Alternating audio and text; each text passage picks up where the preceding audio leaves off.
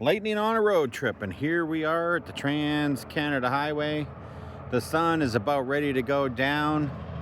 There goes a transport heading on down, and there's another one coming on up. And because we are now officially, Highway 5 everyone takes instead of the Trans-Canada.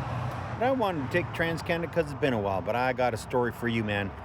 First of all, my first leg of my trip, 425 kilometers into Revelstoke, no problem.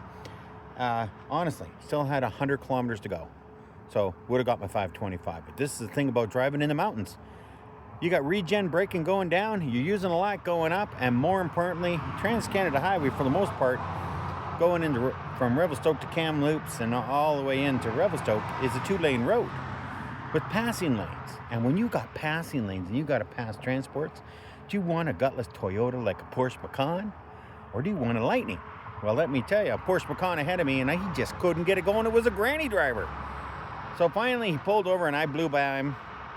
Another transport. He saw this. This granny driver's like, oh, I got to catch up to that truck. Well, he spent the next 190 kilometers an hour, 990 kilometers to catch me. Finally caught me in Revelstoke.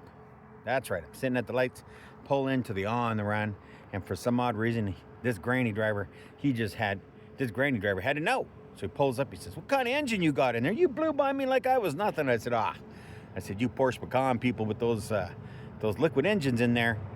This is a Lightning. Well, what is it? So I open the trunk. Of course, he sees no engine, and he's like, I gotta get me one of these. Now, I gave him a card. We're pretty sure he's gonna head down to the Porsche dealership, get himself an electric Macan, not drive like a granny anymore and worry about all that noise. But I gotta tell you, on a beautiful day like today, I mean, it was gorgeous. I know it's starting to get dark, and I got more to go, but nothing like blowing by Porche Macans, getting filled up at the flow, and making those poor Porsches feel like they're Toyota Corollas.